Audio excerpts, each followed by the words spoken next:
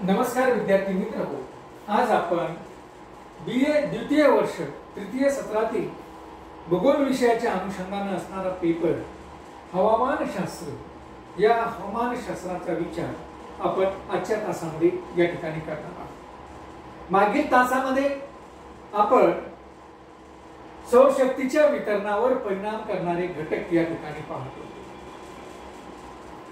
आपण बघितलं की एकाच सूर्यापासून पृथ्वीच्या पृष्ठभागावर सौरशक्ती येते। असं जरी असलं तरी मात्र या पृथ्वीवर सौरशक्तीचं वितरण हे असमान स्वरूपामध्ये झालेलं आहे। काही ठिकाणी सौरशक्ती अधिक प्रमाणात प्राप्त होते तर काही ठिकाणी सौरशक्ती अतिशय कमी प्रमाणात प्राप्त होते। म्हणून या ठिकाणी आपलं असं लक्षात येतं की या सौरशक्तीच्या वितरणावर काही घटक परिणाम करतात, त्यामुळे सौरशक्तीचं वितरण प्रभावित झालेलं आहे असं आपल्या या ठिकाणी लक्षात येतं। तर मग सौरशक्तीच्या वितरणावर परिणाम करणारे हे जे काही घटक आहेत हे घटक कोणते आहेत हे बघण्याचा प्रयत्न आपण मागील तासापासून या ठिकाणी करत होतो। मागील तासामध्ये आपण एक घटक अभ्यासला, तो म्हणजे सूर्यकिरणांचा भूपृष्ठाशी होणारा कोन किंवा अक्षांश हा घटक देखील या ठिकाणी सौरशक्तीच्या वितरणावर परिणाम करताना कशा पद्धतीने आढळतो हे आपण मागील तासामध्ये बघितलेलं आहे। आज आपल्याला जो दुसरा घटक अभ्यासायचा आहे तो म्हणजे दिनमान।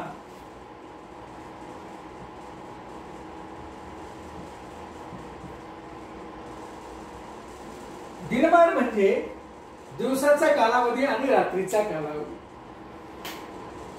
आपण पाहतो की कोणत्याही ठिकाणी जितका काळ सूर्यप्रकाश मिळतो त्याला आपण दिनमान असं म्हणतो किंवा दिवस असं म्हणतो। त्याला काय म्हणतो आपण? दिवस असं म्हणतो किंवा दिनमान असं म्हणतो। व कोणत्याही ठिकाणी सूर्यप्रकाश न मिळणारा जो कालावधी असतो त्याला आपण रात्रिमान किंवा रात्र असं या ठिकाणी म्हणतो। मित्रहो, हा दिनमानाचा कालावधी किती आहे? दिनमानाचा कालावधी किती तासाचा आहे? 24 तासापैकी दिनमानाचा कालावधी किती तासाचा आहे आणि रात्रिमानाचा कालावधी किती तासाचा आहे यावरून जितका दिनमानाचा कालावधी असेल तितक्या जास्त प्रमाणामध्ये सौरशक्ती पृथ्वीच्या भागाला मिळते, त्या ठिकाणाला मिळते। जितका त्या ठिकाणी रात्रिमानाचा कालावधी असेल तितक्या कालावधीमध्ये जी काही सौरशक्ती मिळालेली आहे तिला उत्सर्जन होण्यासाठी अधिकाधिक वेळ त्या ठिकाणी मिळतो आणि त्यामुळे प्रामुख्याने आपल्याला असं दिसून येतं की ज्या ठिकाणी दिनमानाचा कालावधी अधिक आहे त्या ठिकाणी अधिक प्रमाणामध्ये उष्णता सौरशक्ती ही आपल्याला त्या ठिकाणी मिळते आणि त्या ठिकाणी अधिक उष्णता असलेली आपल्याला दिसते। या उलट ज्या ठिकाणी रात्रिमानाचा कालावधी जास्त आहे अशा ठिकाणी सौरशक्ती मिळण्याचं प्रमाणच सौरशक्ती जी काही ज्या कालावधीमध्ये मिळते त्याचं प्रमाणच कमी असतं आणि उत्सर्जित होण्याचं प्रमाण हे अधिक प्रमाणामध्ये असतं। म्हणून त्या ठिकाणी उष्णता कमी प्रमाणात मिळालेली आपल्याला दिसून येते। म्हणून आपण दिनमानाचा कालावधी हा या ठिकाणी महत्त्वपूर्ण ठरतो। साधारणतः पृथ्वीचा जर विचार आपण केला, ही पृथ्वी आहे असं जर बघितलं आणि या पृथ्वीचा जर आपण विचार केला मित्र हो, तर आपल्याला असं दिसतं की 21 मार्च आणि 23 सप्टेंबर या दोन दिवशी 21 मार्च आणि 23 सप्टेंबर या दोन दिवशी पृथ्वीवर सर्वच ठिकाणी सारख्याच प्रमाणामध्ये दिनमानाचा कालावधी असतो।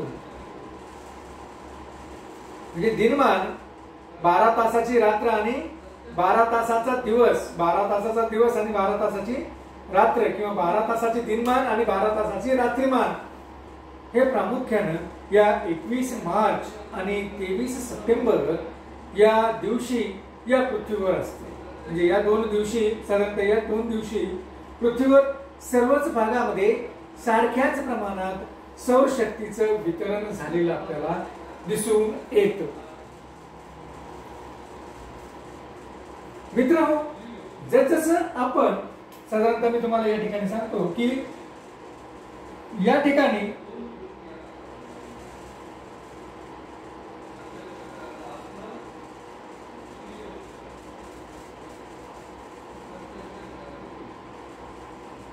अशा पद्धतीने जर आपण बघितलं तर सूर्याचं भासमान भ्रमण हे 23 अंश अक्षवृत्त, 23.5 अंश अक्षवृत्त उत्तर ते 23.5 अंश अक्षवृत्त दक्षिण यांच्या दरम्यान आहे. आणि आपण पाहतोय की पृथ्वीपासून सूर्य हा 100 पटीने मोठा.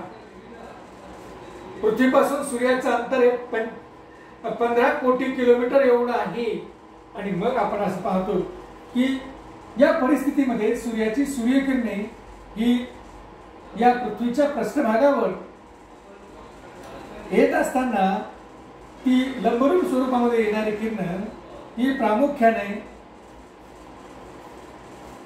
23.5 अंश उत्तर अक्षवृत्त ते 23.5 अंश दक्षिण अक्षवृत्त यांच्या मध्येच अधिक प्रमाणामध्ये येतात, लंबरूप स्वरूपामध्ये येतात. मात्र इतर भागामध्ये जर आपण बघितलं तर त्यांचं प्रमाण हे कमी अधिक प्रमाणामध्ये झालेलं आपल्याला दिसून येतं. दिनमानाच्या कालावधीचा जर आपण या ठिकाणी विचार केला मित्र हो, तर दिनमानाच्या कालावधीमध्ये आपल्याला असं दिसेल की ही सूर्यकिरण आली म्हणजे या भागामध्ये 21 मार्च आणि 23 सप्टेंबर दिवशी या अर्ध्या भागात दिवस असतो आणि या अर्ध्या भागामध्ये आपल्याला रात्र असलेली दिसून येते. म्हणजे रात्रीमानाचा कालावधी आणि दिवसमानाचा कालावधी हा या ठिकाणी सारख्याच प्रमाणात आपल्याला दिसतो. त्यामुळे सारख्याच प्रमाणात जी काही सूर्यापासून येणारी सौरशक्ती आहे ती सारख्याच प्रमाणात पृथ्वीच्या पृष्ठभागाला मिळालेली आपल्याला दिसून येते. या उलट आपण जर बघितलं की 22 डिसेंबर आणि 21 जून या दिवसाचा जर आपण या ठिकाणी विचार केला मित्र हो, तर 21 जून आणि 22 डिसेंबर या कालावधीमध्ये जी काही सूर्यकिरणांमध्ये फरक आपल्याला दिसून येतो तो या ठिकाणी आपण बघूया की साधारणतः 21 जूनचा हा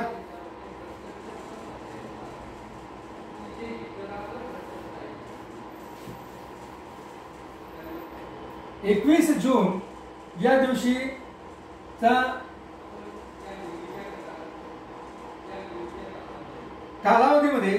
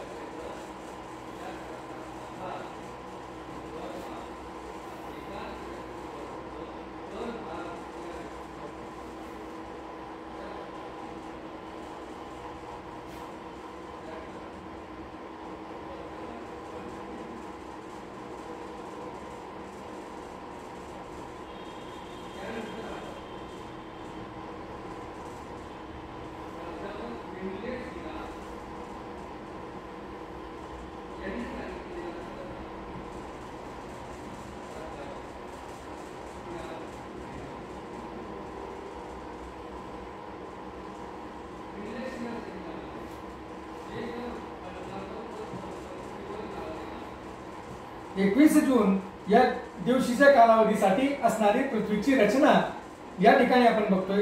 साधारणतः आपण जर बघितलं मित्र आपल्याला असं दिसेल की अशा पद्धतीने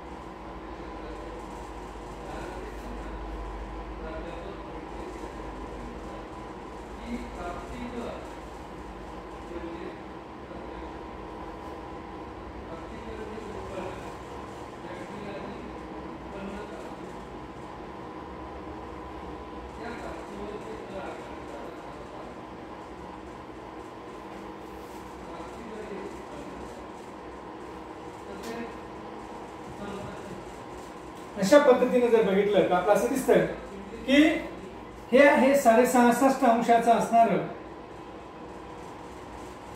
आता आपण पहिल्या आकृतीमध्ये बघितलं होतं की 21 जून या दिवशी अगदी सरळ या पद्धतीने होते, परंतु आता आपल्याला असं दिसतंय की या ठिकाणी आज हा मात्र पृथ्वीचा थोडा कळलेला आहे आणि त्यामुळं 21 जून या दिवशी 21 जून या दिवशी आपल्याला असं दिसतं की हे जे काही कर्कवृत्त आहे हे कर्कवृत्त हे अगदी सूर्याच्या समोर आलेलं आपल्याला दिसून येतं. हे कर्कवृत्त सूर्याच्या समोर आहे. हे विषुववृत्त सूर्यापासून ज्या ठिकाणी मकरवृत्त असायला पाहिजे त्या ठिकाणी हे विषुववृत्त गेलेलं आहे. ज्या ठिकाणी 66.5 अंश अक्षवृत्त असायला पाहिजे त्या ठिकाणी हे मकरवृत्त या ठिकाणी गेलेलं आहे. आणि हे आहे अंटार्क्टिक वृत्त आणि हे आहे आर्क्टिक वृत्त. तर अशा पद्धतीने मित्र हो रचना तयार होते आणि मग 21 जून या दिवशी सूर्य हा बरोबर या सूर्याची सूर्यकिरणे ही अगदी बरोबर या ठिकाणी कर्कवृत्तावर येते आणि त्यामुळं आपल्याला असं दिसतं की या ठिकाणी आपण जर बघितलं तर या 66.5 अंशाच्या आज पृथ्वीचा असा असल्यामुळे 66.5 अंशामध्ये च्या पलीकडे 24 घंटे या ठिकाणी दिवसाचा कालावधी येतो. 24 घंटे कसंही फिरलं तरी 24 घंटे या ठिकाणी सूर्य हा आपल्याला दिसून येतो. या ठिकाणी आपण पाहतोय कर्कवृत्ताच्या संदर्भामध्ये की या पट्ट्यामध्ये अधिकाधिक वेळ हा सूर्य या ठिकाणी असलेला आपल्याला दिसतो. अधिकाधिक वेळ सूर्य दिवसाच्या कालावधीमध्ये या पट्ट्यात दिसतो. जसं आपण खाली जाऊया तसं आपल्याला असं दिसतं की या ठिकाणी लगेच कमी कालावधीसाठी दिवसाचा कालावधी आहे आणि जास्त कालावधीसाठी रात्रीचा कालावधी आहे. म्हणजे अशा आणि याही ठिकाणी 24 तासाची रात्र असलेली आपल्याला दिसून येते. म्हणजे रात्रीचा आणि दिवसाचा जो काही कालावधी आहे हा 21 जून आणि याची उलटी परिस्थिती ही 22 डिसेंबर या दिवशी आपल्याला दृष्टिक्षेपास येते. 22 डिसेंबर या दिवशी दक्षिण ध्रुव पृथ्वीचा आस या पद्धतीने कळलेला असतो आणि मग या ठिकाणी सूर्याचा प्रकाश हा सूर्याचा प्रकाश हा अंटार्क्टिक वृत्त ते दक्षिण ध्रुवापर्यंत 24 तास आपल्याला असलेला दिसून येतो. तर जसं आपण उत्तर गोलार्धामध्ये जाऊया तसं मात्र आपल्याला असं दिसतं की तिथं दिवस लहान झालेला आहे आणि रात्र मोठी झालेली आपल्याला दिसून येते. म्हणजे अशा पद्धतीने आपण पाहतो की ज्या कालावधीमध्ये सूर्याचं दिवसमान जास्त असतात त्या कालावधीमध्ये निश्चितच सूर्याची सौरशक्ती दिवसाचा कालावधी ज्या कालामध्ये जास्त असतो त्या ठिकाणी निश्चितच आपल्याला सौरशक्ती देखील अधिक प्रमाणात मिळते आणि सौरशक्ती अधिक प्रमाणामध्ये मिळाल्यामुळे त्या काळामध्ये आपण उन्हाळा ऋतू त्या प्रदेशात आहे असं आपण या ठिकाणी म्हणत असतो. आणि मग आपण पाहतोय की जून या कालावधीमध्ये उत्तर गोलार्धामध्ये उन्हाळा ऋतू असलेला आपल्याला दिसून येतो, तर दक्षिण गोलार्धामध्ये आपल्याला हिवाळा ऋतू असलेला आपल्याला त्या ठिकाणी दिसतो. म्हणजे सौरशक्तीच्या वितरणामुळे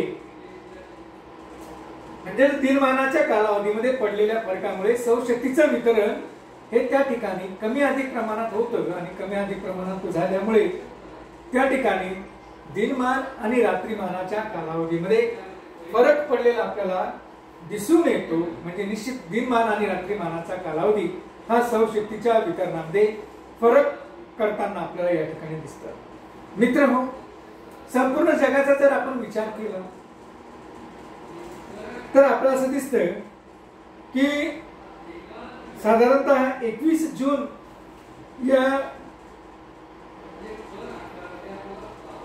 कालावधीचा जर आपण विचार केला की 21 जूनची जी साधारणतः बघितलं तर 0 अक्षवृत्तावर 12 तासाची रात्र आणि 12 तासाचा दिवस असतो. त्यानंतर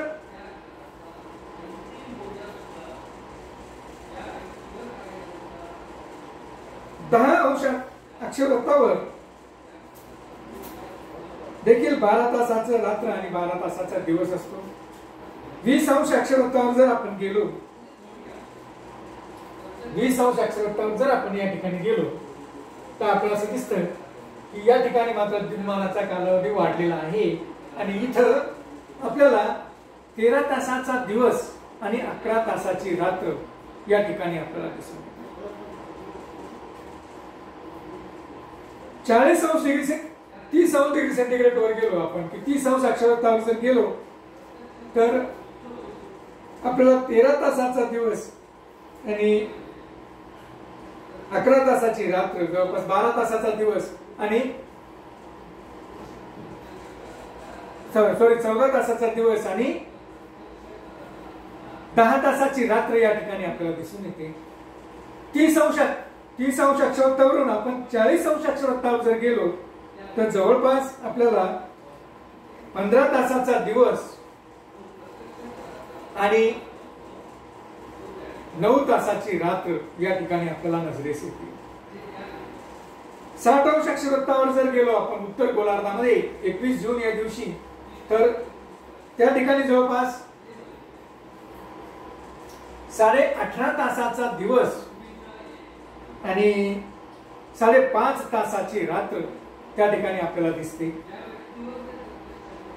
66 अंश व त्याच्या पलीकडे जर आपण गेलो या ठिकाणी अक्षवृत्तावर तर आपल्याला 24 तासाचा दिवस आणि 24 तासाचा जर दिवस असेल तर रात्र कितीची असेल? 0 तासाची, म्हणजे रात्र त्या ठिकाणी आपल्याला आढळतच नाही. 66 अंश अक्षवृत्ताच्या पलीकडे दिनमानच अधिक प्रमाणामध्ये असतात, परंतु त्या ठिकाणी पृथ्वीचा तिरपेपणा, वक्रपणा अधिक असतो आणि सूर्यकिरणांचा तिरपेपणा त्या ठिकाणी येतो.